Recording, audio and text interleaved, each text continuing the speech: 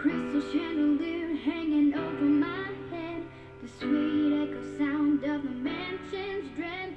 I know whether to go back or to stay. What do I do? No turning back. Should I run away?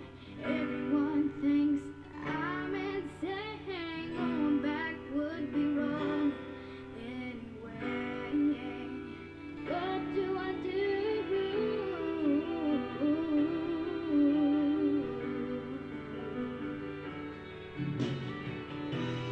Why is it so complicated? You and I outdated, colors faded. Baby standing here, irritated. Now I'm apart, separated, complicated. Why is it so complicated?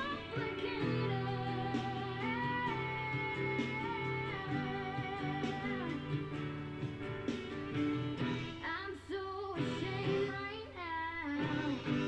My head is pointing now. You got voices in my head right now. They're arguing, they're arguing.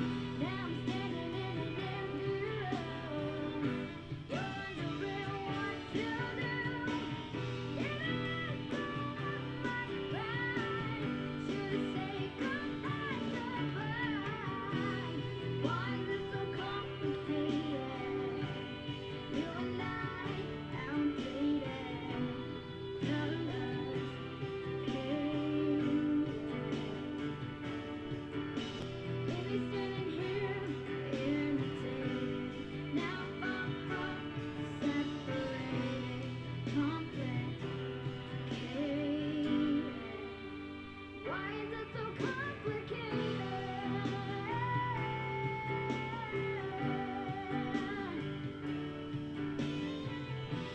I'm at a fork in the road. Somebody point which way to go. Would I choose today? Makes my forever.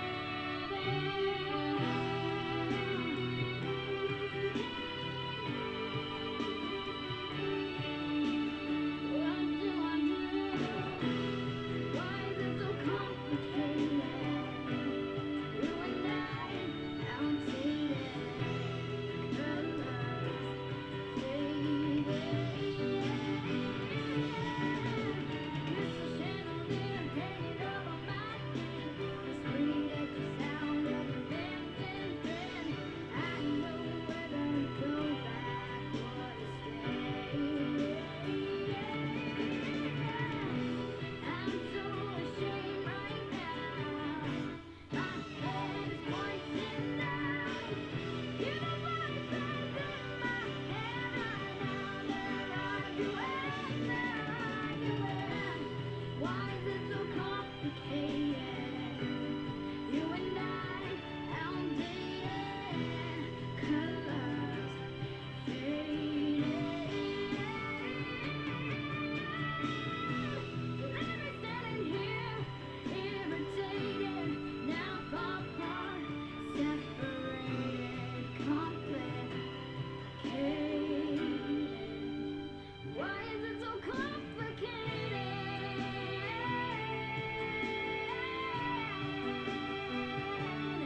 Complicated.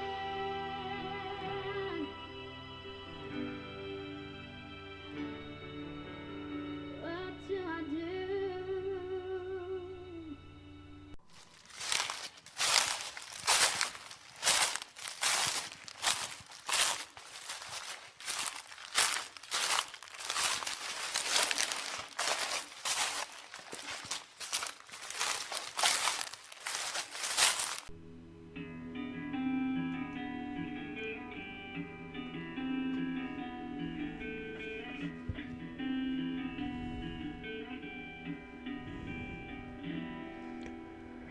When there is an ending, there was a beginning. Every victim has a picture to paint. Every true crime has its time and place. Please join our MJ podcast, the series Deep into the Woods, Missing Persons, Unsolved Crimes, and the Does.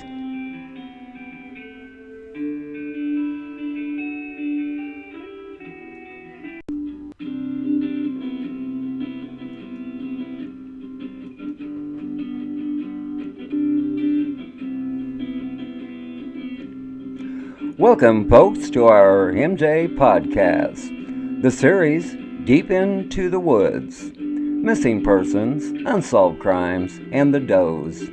This episode is from our series A True Conspiracy, Chapter 3, Part 1, The Mysterious Death of Pam Thomas. My name is Mark, and I will be your host for tonight's show. Joining us later in the show will be our co-host and our special guest speaker, who is the best friend of our victim. We have a very good show on tap tonight. We are coming to you from our home office in Plattsburgh, New York. A true conspiracy is a secret plot, scheme, or plan by a group to do something unlawful or harmful. Nowadays, a conspiracy can hatch with just two people.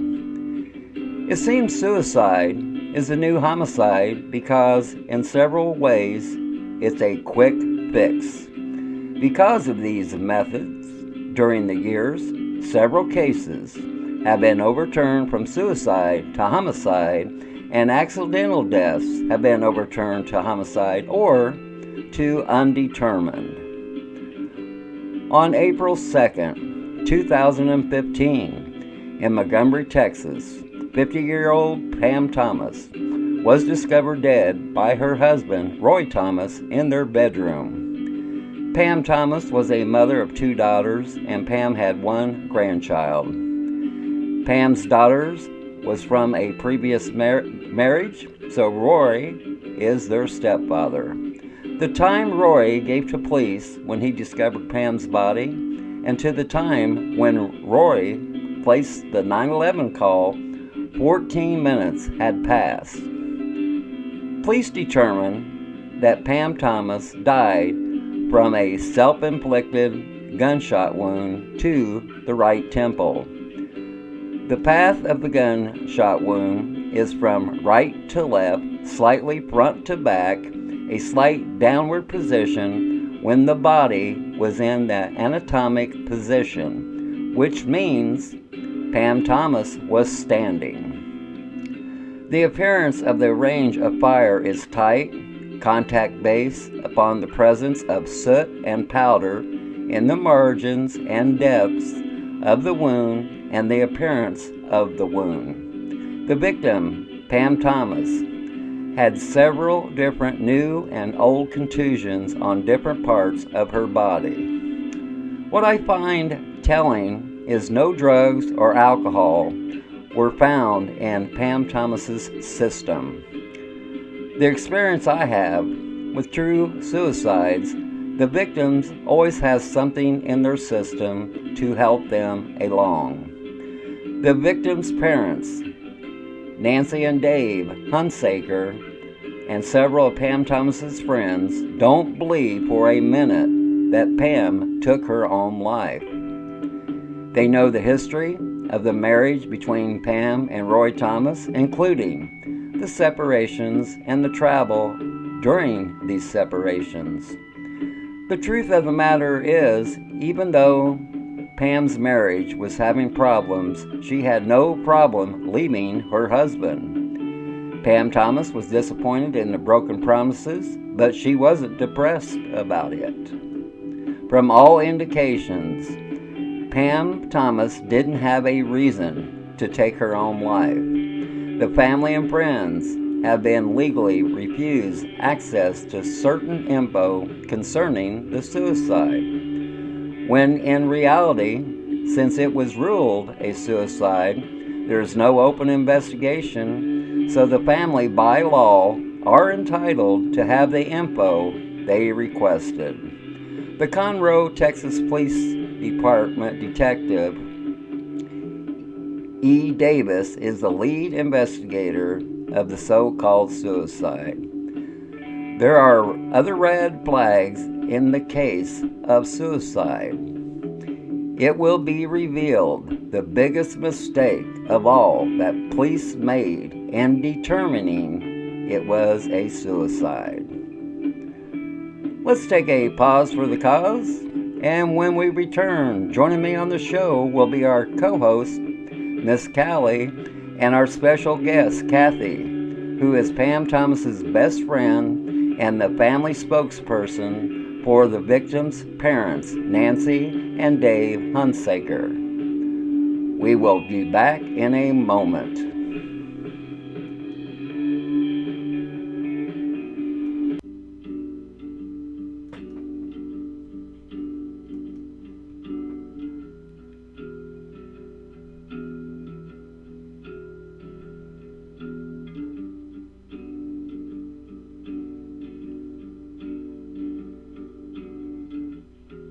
MJA would like to give a special shout out to Shiloh's Restaurant, located at 202 Central Street in Woodsville, New Hampshire.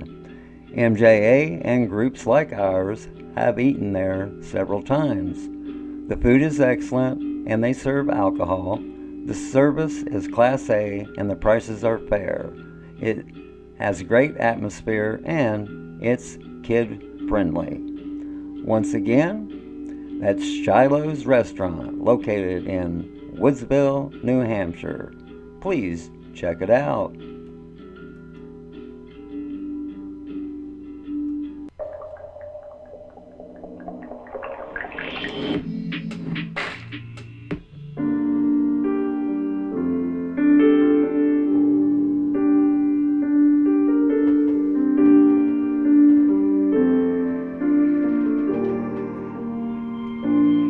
And I'm haunted in a dream.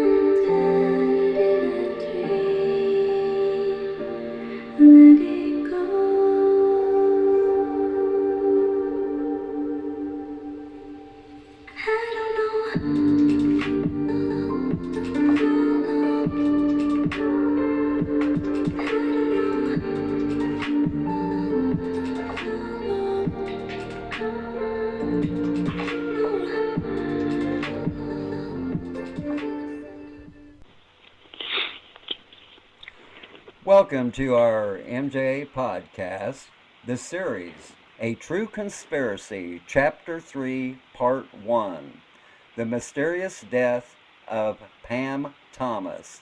On the line with me is Miss Cali. Miss Cali is a profiler and a researcher at MJA. How are you tonight, Miss Cali? I'm great, Mark. Hope you're well, too. I'm just peachy.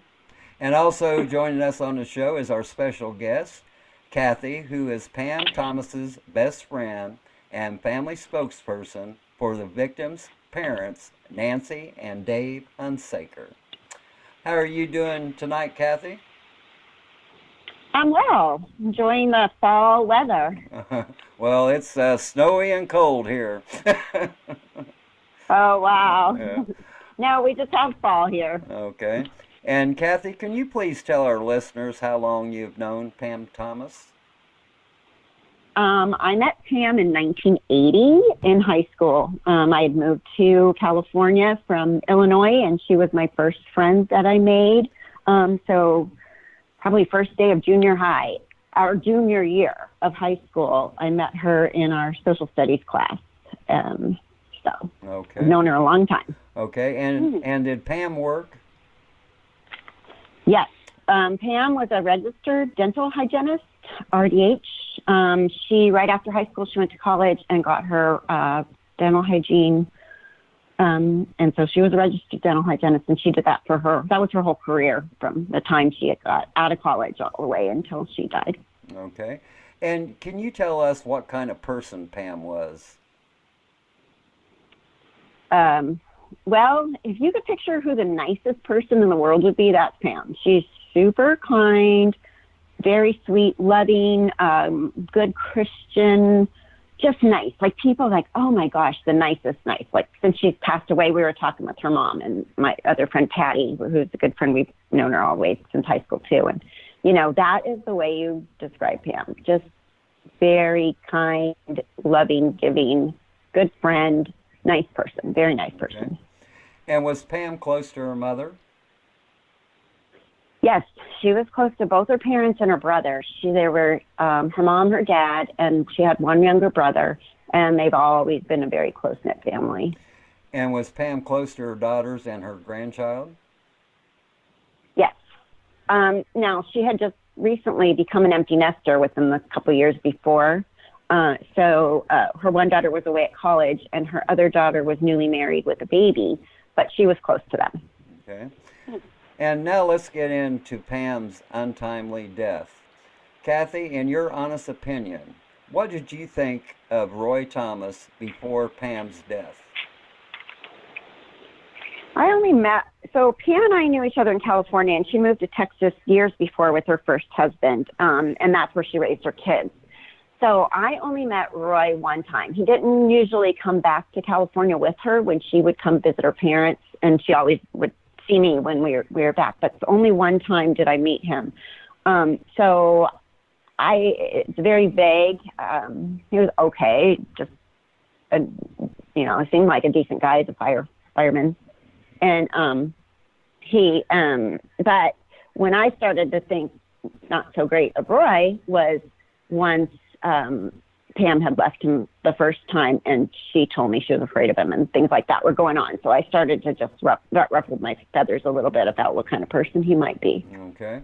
And to the best of your ability, can you tell us about the separation that was going on before Pam was found dead, and how she ended up back at the home she had shared with her husband? Okay, so the fall before she had left, she got up and left and took her dog and drove to California and didn't tell him she was leaving. And she stayed all the way in California, all the way up until the holidays, when she decided to go back because she wanted to have the holidays with her girls, and he was bugging her to get back. So she came back. So after the holidays, things weren't so great. And by the end of March, she was leaving again. So she left. According to his story, she was pulling out when he was pulling in, and he tried to get her to stop, and it was about 9:30 at night. Okay. She left. She got quite a bit away, like 200 miles away, and then had called him the next day from a Best Western that she was staying at just to tell him she was okay. He was mad. He told her basically to get back. And so she finally did get convinced to come back. She turned around and came back. And on the day that she was it the first or the second? Gosh, I'm losing my she was found dead. So she got back and went to his fire station the next morning after driving. She came back and talked to him at the fire station.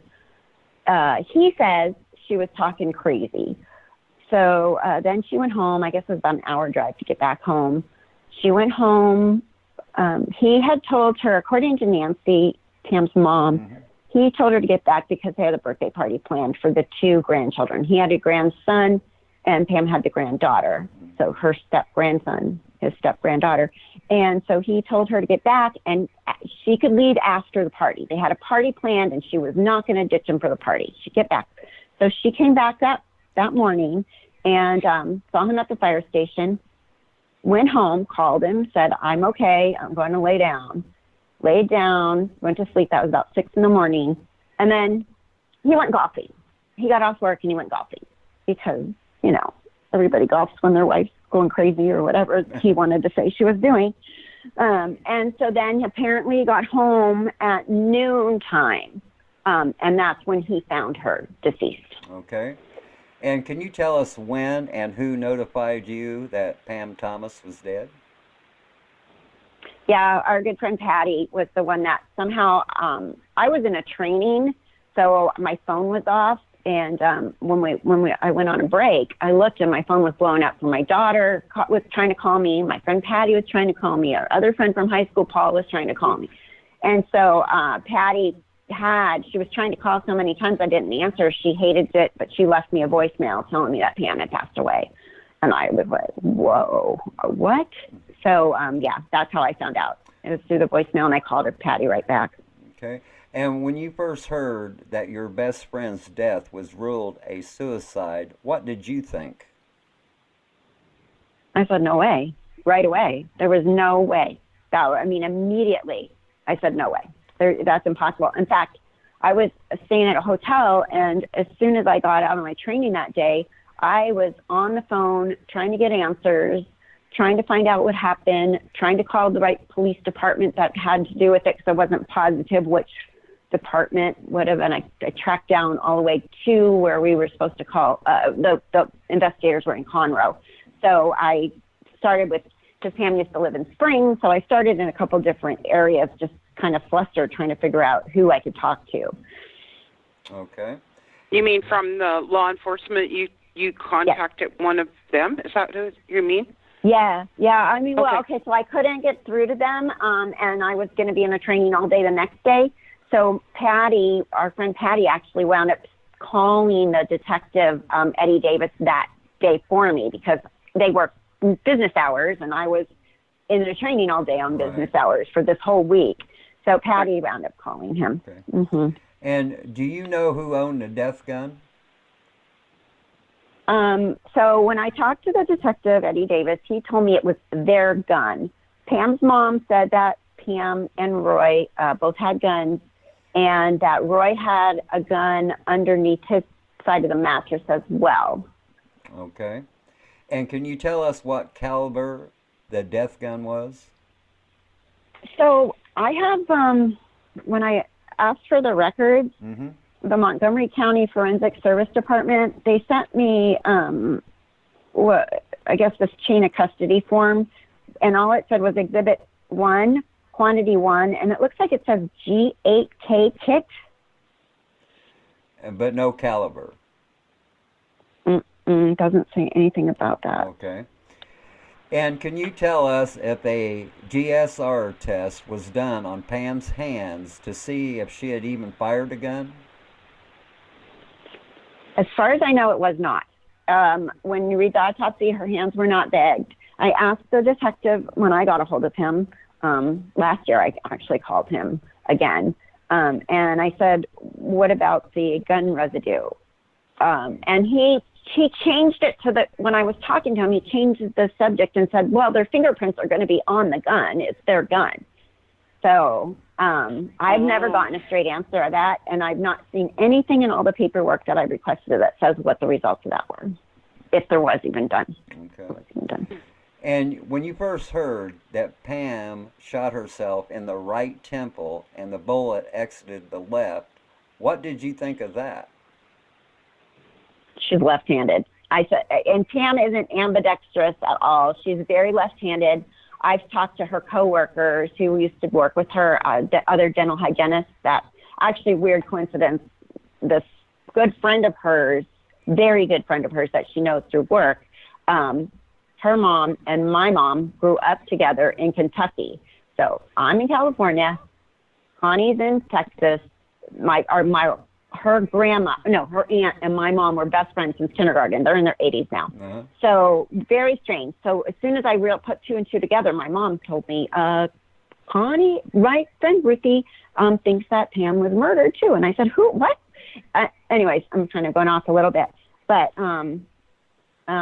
so her left-handedness, when I spoke to Connie, she said her doctor had to have a special setup for her for dental hygiene, for working, because of her left-handedness. Okay. She's always been left-handed. When we would be younger, I'd be like, you're sitting on the wrong side of me. I'd have to switch over because, bumping elbows. And so there's also a video of her doing the what was that when the ice bucket challenge? Everybody was doing that on video on Facebook. And I have a copy of Pam's video where she picks up a huge pitcher of ice water and doesn't even touch it with her right hand at all, just pours it over her head with her left hand. So to me, she's very left-handed. I don't see why that wasn't something that was looked at. Okay, folks, that's the biggest mistake Conroe police made, that she shot herself in the right temple, and they didn't follow up to put in that she was left-handed, and they came up with no scenario if they did know that she was left-handed. And is this why you and Pam's parents believe that Pam did not take her own life? That is one of the reasons, but we do know that she was going to counseling for domestic violence for the last, since the fall before. She had told me she was afraid of him. I never asked her if he hits her, but I did ask her, well, why are you afraid of him? What does he do? And I kind of said, does he throw things? And she said, well, yeah. And she never came out and said that he physically has touched her, but I got the impression that was what's going on for her to make the move to go all the way to the domestic violence counseling. She was going to a place called Laura's House in California before she went back, and then she continued it when she went back to Texas. Okay. So that was one of them. That was another big one. Is conditioning. You see, he's conditioned her. That fear and also the misplaced responsibility, like where he would put the guilt trip on her for it not working and for for the children, and you said he was throwing things at her, or at least she connotated to that. I have a few questions. Can I ask them now? Or? Yes, go right ahead. What was his standing, Roy's standing in the community? What did he do for a living? He's a firefighter. I believe he was a chief at that fire station in Houston. Okay. I see. And what was was he a long-standing citizen, like a family that had been there for years? Yes, that was where he was from, is that area of Texas, the Houston area. So yeah, he was definitely a long-standing community person there. I've tried to find that gun. I just can't seem to find it. It doesn't show up here. I hope they don't come looking for me since I'm looking for guns. But, yeah, that's what I'm saying. I didn't find searches. I didn't find nothing on the caliber, and with all makes and models, that's what I'm saying. struck me kind of odd they didn't have the caliber done, because it was a through and through. It was entrance wound and exit wound. So that kind of shocked me. And Kathy, what do you think about the Conroe, Texas Police Department's investigation into this so-called suicide? Well, Pam's mom and I were talking about it just recently again, that we felt like it was just open and shut. They were in there, they were out of there, it was over. The next day, his friend Kevin came and tore the carpet out, got rid of everything, literally within 24 hours, was gone. And so I don't understand why there was never anyone talking to the neighbors. Did they see anybody coming and going? There's nothing in the report about speaking with anybody except Roy. Nobody. Like, nobody. There's no conversation with him. Do you know if he was ever tested for gun residue? I believe he was not. But I don't know that one because it's not in the report anywhere. Okay. And Kathy, do you believe that police missed evidence or overlooked evidence because of their lack of experience in these types of cases? I do. I looked it up. That Conroe that area of Texas has very few homicides. It's very. I looked. You can find it online, and I can't remember exactly, but I think the most they've ever had as homicides in that city been like 4 over the last 20 years. And I did a little suicides research. they've had. Yeah. Right. Like, yeah. Right. Yeah. Right. We have to ask. Yeah. We have to ask the question from there. Okay, what benefit is it to anyone to label this a suicide, aside from if she was, consider her being murdered, who was the murderer? Like, when you look at it from looking at law enforcement, what benefit is it to them to whitewash this and turn it into let it be a suicide and sweep it under the mat? Where is the benefit to them to do that? Yeah, that's a good question. Honestly, I think it's just because he was one of them. He is a long-standing citizen. He's a firefighter. And I think that they just took his word for it. I don't know if they purposely, thought, oh, we're going to protect this guy. I don't get that sense, but I do get the sense that they just took his word. He was a firefighter, and he whatever he said, my wife's been acting crazy. She was trying to leave me, blah, blah, blah.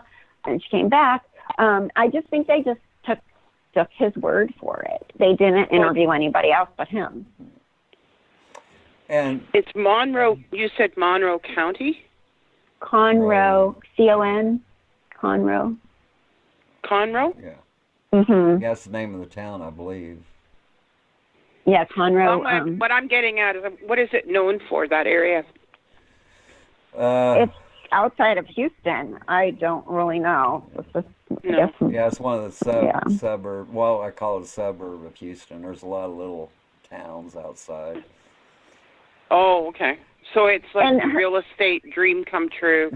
You can come here and live without crime and without fear. Yeah, that's unless your husband wants you dead. Yeah. Yeah. Yeah, it's not. Then you can. Then you can still continue living here. No. Or he can. Right. Anyway, so. Yeah. So. Well, the actual address of their house was Montgomery, Texas, but it's Conroe Police Department. Right. So I'm not super familiar, but yeah. Yeah. And so what's being said is many of you who truly know Pam Thomas don't believe that Pam took her own life and that foul play is involved. Is that correct? Yeah, everybody. I have not come across one person that we know that knew Pam that thought otherwise. I've not talked to her daughters about it, but her mom was very much had already started writing these things out before we ever even had a conversation of why she was suspicious and so upset that they didn't look further into this, to see if there's anything else.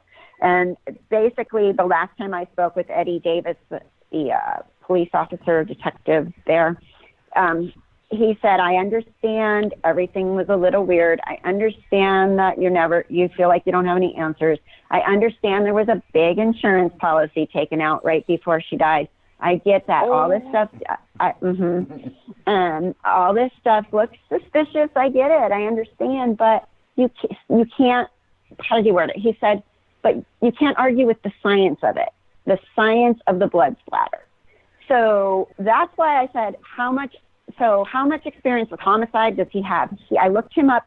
He has been at that department in almost his entire career, and he's in his 50s, at least 30 years at that department. So he started young. At which? Say it again. He's been at the same department in that Conroe Police Department for at least 30 years. He's in his 50s. So he started there very young as a police officer. And how much blood splatter experience, he's not Dexter. I mean, why is his say on the blood splatter the end all? You know, Right. That's what confuses me. Was there a coroner's report at all? Yeah, there's a coroner's report, and I called them too, but the doctor that did it, did the autopsy, Karen F. Ross, she's no longer with that department, and it's very, medically technical, gunshot wound to the head, and I asked the woman that I spoke to on the phone, well, she's not right-handed, she's left-handed, and she said, well, we don't look at that. We don't look at that because people are ambidextrous, so we don't even take that into consideration. And I said, well, that's, really strange. And they were supposed to call me back, and they never did. With the doctor that's there now, I asked for them to review it, and they never called me back. Well, see, the thing on that is, with him saying about the blood spatter and all that is, okay, there's many ways of getting around that. And then another thing, if they didn't do an investigation, they really can't come out and say where the bullet was fired from and how far away it was. Okay, all it says on there, it's from the right to the left in a downward angle. Well, that doesn't say nothing. It doesn't say, okay, if it's not a suicide, there's no scenario where, well, was a person standing here or standing here? And same way with the blood spatter. Your blood spatter is going to change if the person who committed this crime was standing in front of you with the gun to your right temple. That's going to change the blood spatter. And myself, I don't think they took that into consideration at all because, like I said, suicide is a new homicide, and our company has proved that several times. We've had cases where a police agency says, oh, they're distraught parents and this, that, and the other. Well, after I looked at the evidence and seen what these people were fighting against, some of those cases has been overturned from suicide to homicide. Some has been overturned from accidental to homicide or undetermined. And so, yeah, I question this officer's experience because of that comment about blood splatter. That's just an off the wall comment. And Miss Cali, is there anything you'd like to add? Well, I'm just reading an article here. This is from Montgomery County, in the same county as the town of Conroe's in. Okay. And this is from May 16th, 2019. And just getting the gist of it here, because it was an increase in suicides, and I'm like, really? Some people don't want their place to get dirty, so they, that's. I'm just trying to figure out what benefit is this to anyone, to keep a place from looking like. Well, we've covered a few areas where crime rates are really, really high, and it isn't a place you're going to want to move your family to. So you say it. Oh my! It says here that nationwide, it kicked off the conversation by saying sharing several statistics. 15 to 34-year-olds nationwide, suicide is the second leading cause of death. In Texas, someone dies of suicide every 2 hours. Nah. Okay. Now, that is scary. But are they really suicides, you know? Yeah, that's, that's the thing. I'm not looking at this to try to paint anything around Pam about committing suicide. What I'm looking at is see if these figures are enhanced over a certain period of time. Somebody's sidestepping their job. Oh yeah. See, that's what I'm saying. Suicide is a quick fix. See, and yeah, it cleans up a situation. It gets you reelected next year into your position. It's just keeping the street clean. You know, I'm sorry. I've got a really, I guess, not a very good attitude about this. I can't keep one when I see this kind of thing where, and you're talking about the gun, and they're really not giving you. Was there any pictures from before they moved her? I don't not like of her, but was there pictures of this blood splatter they're talking about, or? Not that we've been able to get a hold of. We've gotten a letter both when Pam's mom asked for the evidence that they had. They did the whole thing where it went to like the review, and then we got the letter back that said they can withhold some of the evidence from us. She did requested the everything, and she wanted to see pictures. She was fine with it. She said, but they won't. That's at least one thing they are not going to release us on the open records request. I asked, it says here, after reviewing your arguments and the submitted information, we have determined your request does not present a novel or complex issue. Thus, we are addressing your claims. You state you have released basic information pursuant to Section 552, blah, blah, blah, and claim the submitted information may be withheld from the requester of the government code. Upon review of your arguments and the submitted information, we conclude you may withhold submitted information under section. So they did definitely withhold. What is that section that they're telling you that was? Okay, under section 552.108, and then in parentheses it says A, and then parentheses it says 1. Okay. Well, we'll try to look that up. Oh, yeah. Because usually they don't keep back this kind of thing if it's a suicide. Exactly. It's only if there's a pending possibility that it's a crime scene, right? Is that not your finding, Mark? Yeah, that's what I'm saying. When it's ruled a suicide, there's no reason for them to withhold any information because it's not an open investigation. And so when they balk on giving you the information you want, me as an investigator, it makes me think there's something else in the woodwork we don't know about. That's what makes me think, you know. Is there anything else you'd like to add, Kathy?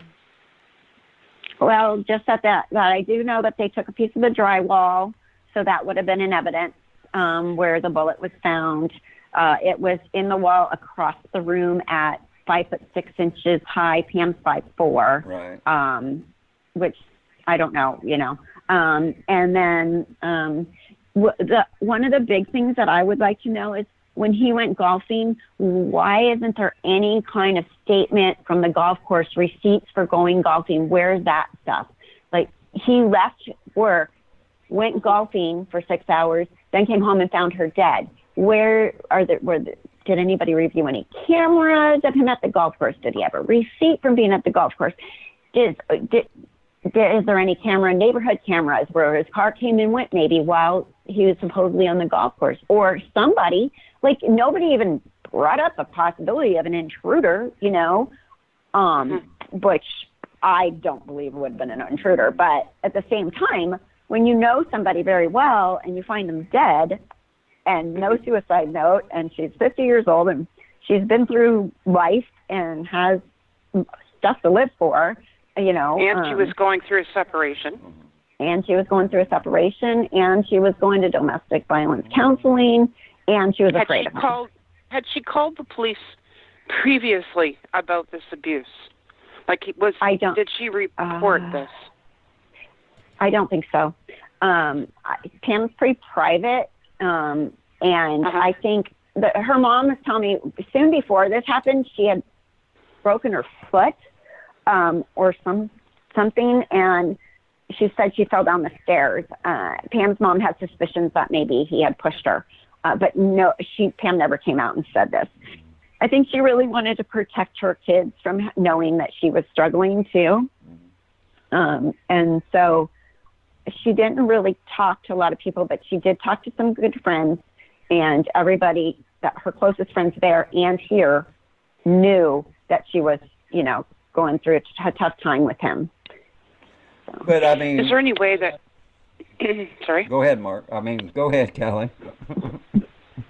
I'm just wondering if there's any way that there's any freedom of information to a way of asking if there was any record. Well, we're gonna get to that. He was obviously married before, right? I think Pam was had third or fourth wife. He's married. He married again quickly after, and someone did tell me, and I don't. This was just through the grapevine, that he was having an affair, and that's when Pam's mom said. She said, I guess Pam found something the night she left. Then Pam was like, okay, she's having an affair. I'm done. And she told her mom, I'm done. I'm out of here. And that night she left at 9:30 p.m. because she had found out something. So he was married at least 2 times before Pam, then Pam, possibly 3, and then Pam, and then soon after Pam died, he remarried, and he's remarried to the 4th or 5th wife now. Okay, well, Can I ask, do you know what happened to his other wives, the first 3? No, I don't. I don't know who they are. I just know that at least one of them he had 2 boys with that were in their 20s when Pam died. I just wondered what the track record was for domestic abuse. There was one there too. Well, yeah, it'd be interesting. That's what we're going to be working on. We're going to be working on getting the photos from the death room and the caliber of the gun. We're going to be working on all that. And Miss Cali, the way we work, we usually get what we want. So, yeah. you keep shaking those coconut trees, because it's finally going to dawn on someone that you're not going away. Exactly. Okay, yeah. I would like to thank our co-host, Miss Cali, for being on the show tonight, and I'd like to thank our special guest, who is Kathy, who is Pam Thomas's best friends, and the victims. Nice to meet you, Kathy. Nice to meet you, too. And she's also the victim's parents' spokesperson for this case. I have a quote for our listeners. Hope has 2 beautiful daughters. Their names are Anger and Courage. Anger at the way things are, and courage to see that they do not remain as they are. St. Augustine. Always remember, folks, that if you ever get bored with nothing to do, well, take a walk deep into the woods. You might be surprised at what you might find. That's the end of our MJ podcast, the series, A True Conspiracy. This was Chapter 3, Part 1, The Mysterious Death of Pam Thomas. My name is Mark. I was your co-host for tonight's show. Joining me on the show was our Miss Cali and our special guest, Kathy. And we say to you all, good night from Plattsburgh, New York.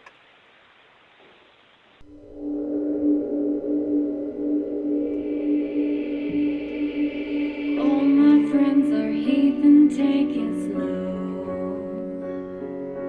Wait for them to ask you who you know. Please don't make any sudden moves. You don't know the half of the abuse. Welcome to the rooms of people who have rooms for people that they love one day, docked away. Just because you check the guns at the door doesn't mean the brains will change from hand to night. You